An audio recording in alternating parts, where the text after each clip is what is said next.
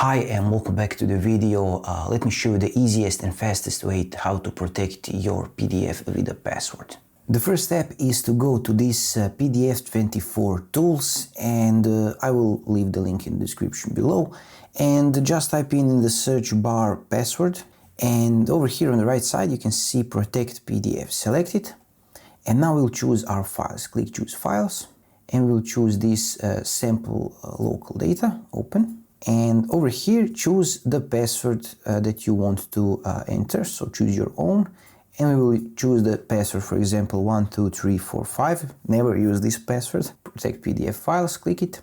After it's done, click download, and over here you can type in PDF protected and click save. So I will open this with my Google Chrome like this, drop it here, and you can see it says password required, and we will type in the wrong password, for example, and it will set incorrect password. And if we type in correct password, it will open our PDF document and we will be able to access it without any restrictions. If this guide helped you out, let me know in the comments below. Also hit subscribe button for more videos like this.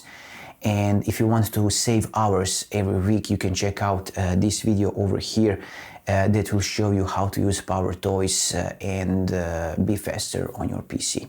Thanks for watching, and see you in the next one.